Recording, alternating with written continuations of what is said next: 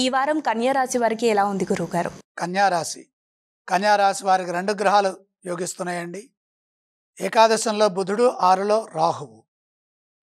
వ్యాపార ఫలితాలు అనుకూలంగా ఉన్నాయి. తెలివిగా ఆలోచించి నిర్ణయాలు తీసుకోండి. అధిక లాభాలు గడిస్తారు.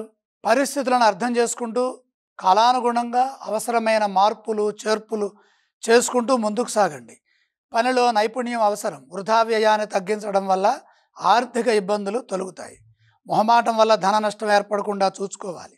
కొన్ని విషయాల్లో మేలు చేయబోతే కీడు ఎదురవుతుంది.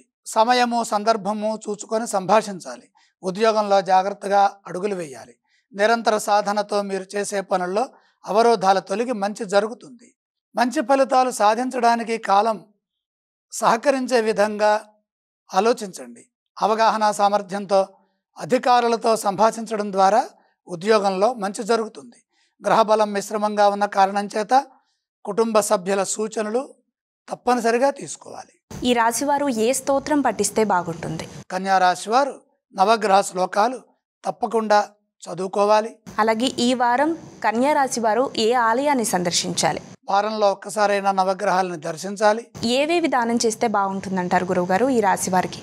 వారంలో ఒక్కరోజైనా కొద్దిగా నవధాన్యం తీసుకొని ఆ నవగ్రహాల దగ్గర కొద్దిగా వేసి నమస్కారం చేయండి.